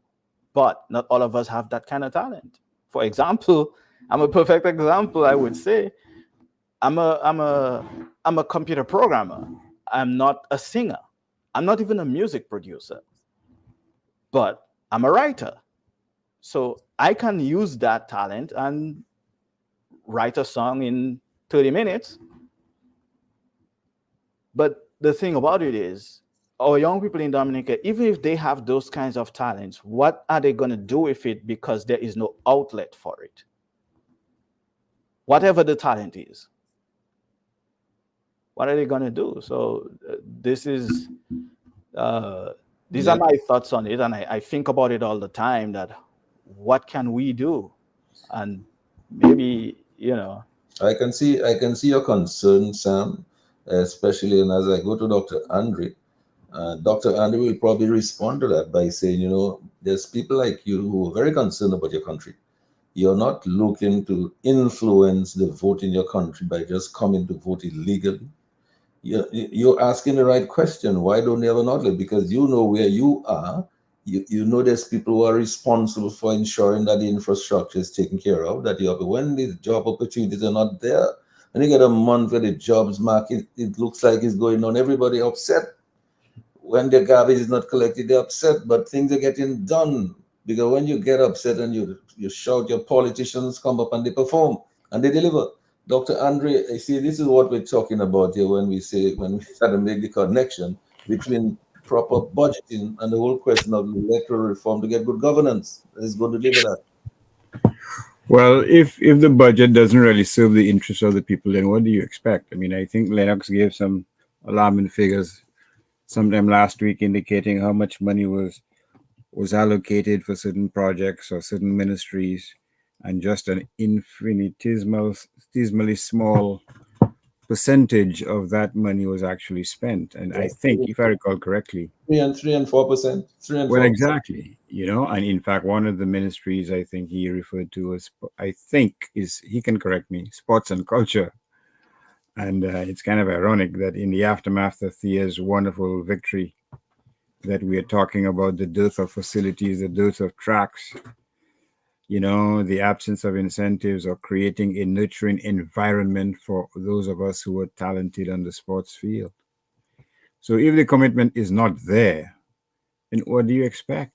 And if it's not there, because there's no incentive to serve the interests of your own people through free and fair elections. In other words, if you fear no evil, if you fear that because of the system is rigged, then you do not have to worry about being replaced, then what is the incentive to fix anything? What is the incentive to boost production? What is the incentive to provide avenues and opportunities for young people? What is the incentive to provide opportunities for indigenous businesses to prosper, to grow? Huh? What is the incentive, for example, to provide relief to poor persons, subsidies or some types of concessions? None. Because again, the central instrument of a democracy, which is the ability to change a government if you so choose, if the electorate chooses to do so, is conspicuous by its absence.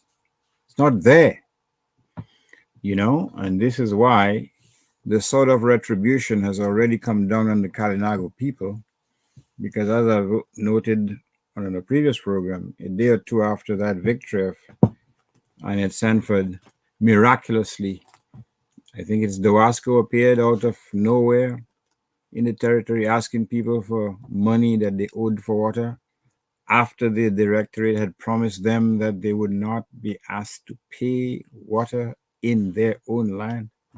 So the whole thing is a joke, So everything goes back to the absence of electoral reform.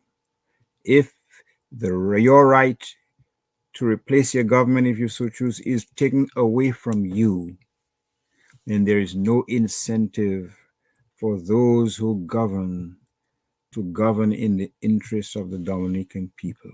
Simple as it. If governance, the art of governance, is every 5 years or every electoral cycle, you distribute things in brown paper bags, you give a few $100s to persons, you give some sheets of galvanized, you give some BB and coconut water, and the cycle continues, then quite frankly, you are creating a pit of despair for your own people in a very callous fashion. I mean, look at the example of Mr. G. I think somebody made reference to the fact that persons involved in Kempinski selling passport for that facility receive bonuses or whatever you call it of approximately $30 million each. They left Dominica rich, filthy rich. And you have Dominicans today who cannot even repair their roofs. No, but they collected that money. I think it's about 160 million EC dollars, something like that. They collected that even before the hotel started having guests.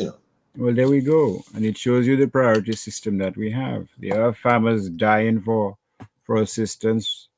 You have young people looking for. I go ask Blessings what happened to the money he gave to the government with the expectation that his own little cottage industry would be supported.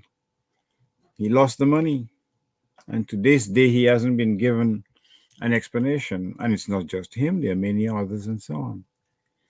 So if that's how you treat your own people, but you can afford to do so because again, you don't have to worry about the people exercising their democratic right to vote you out because you've rigged the system in your favor. So that's the problem. You create a state of perpetual poverty. That's what you do. And not only do you create that state, but you boast. You boast about who can't afford a tin of paint. You boast about who doesn't have insurance. You boast about who have to buy Fenzik or paracetamol when they go to the hospital. If that is the perpetual state that you're creating, quite frankly, then you could see how the absence of electoral reform has doomed Dominica to a state of perdition, to a state from which it will not return. So that is what we've done to ourselves, really. True.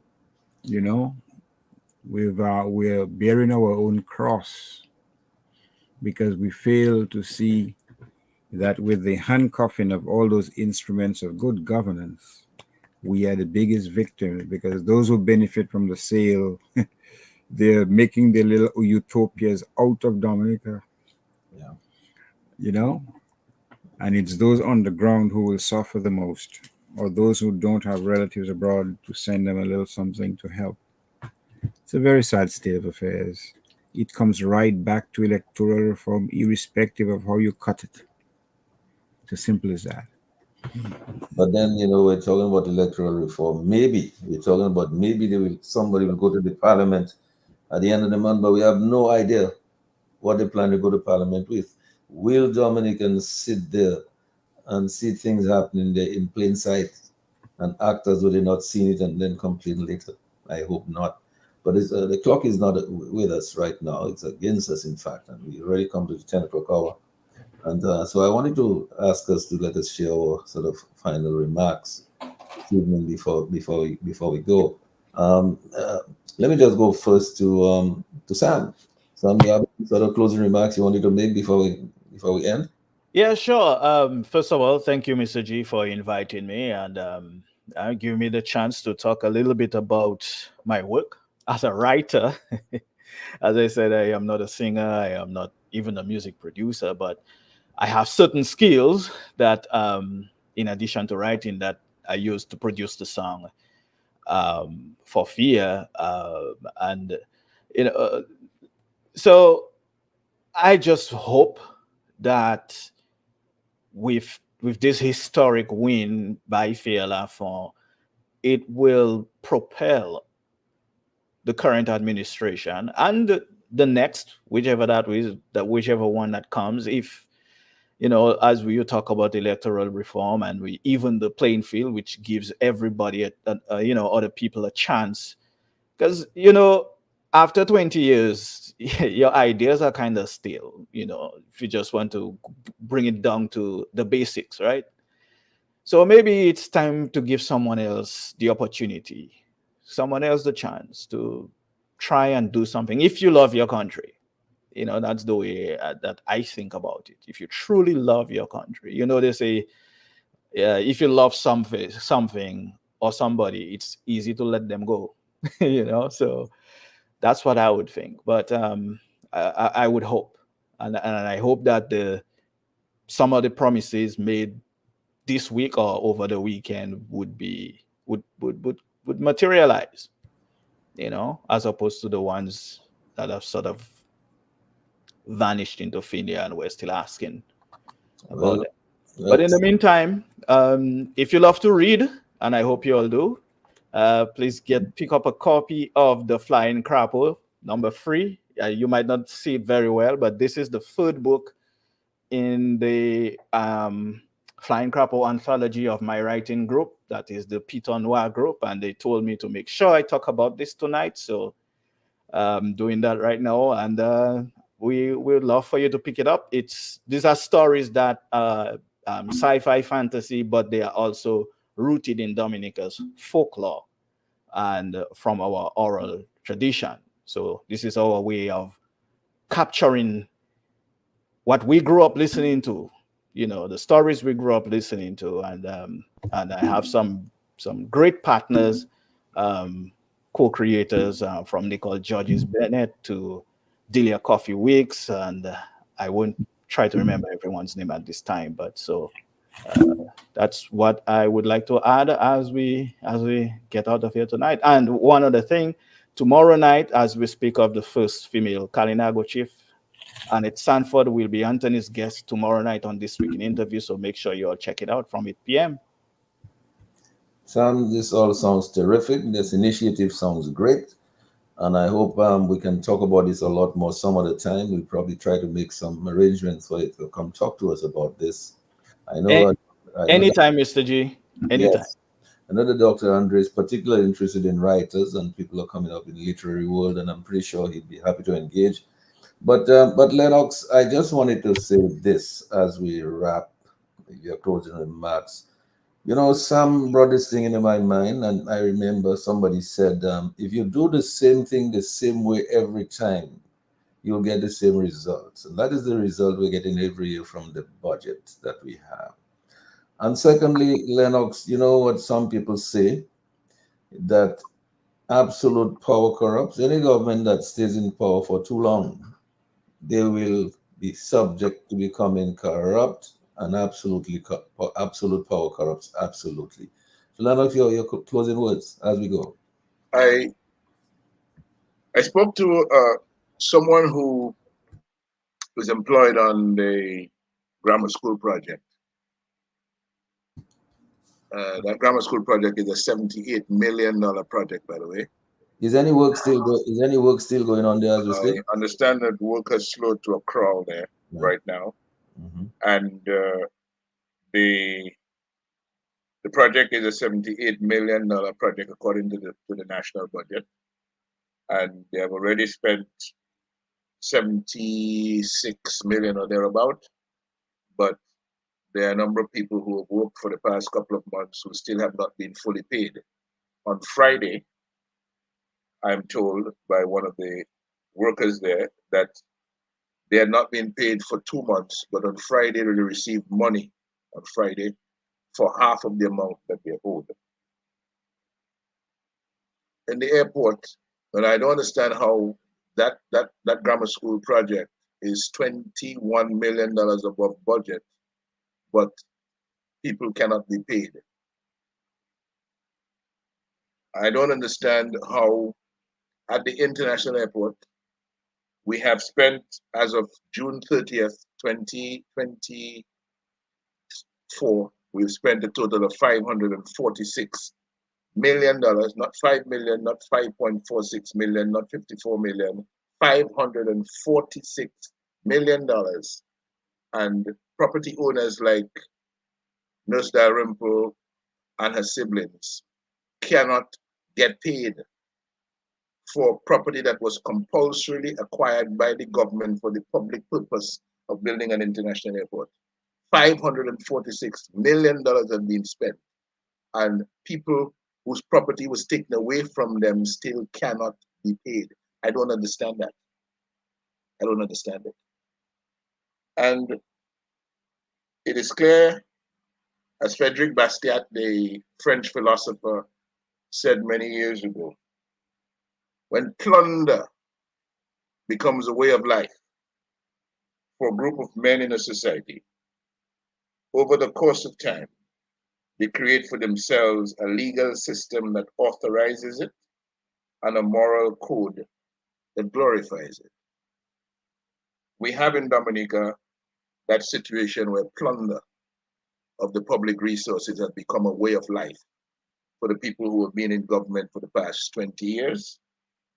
and they have been creating for themselves their legal system that authorizes the plunder to continue, and a moral code that glorifies it, that turns it into a grand SIWO that people celebrate while their interest is being injured big time. It is time to revolt against that. That's my 5 cents. Thank you, Sheridan. Yes. God bless you, Dr. Andre. God bless you, Dr. Fontaine. Sam George, God bless you. Lambi, God bless you. Dominique, I love you. Take care. God bless.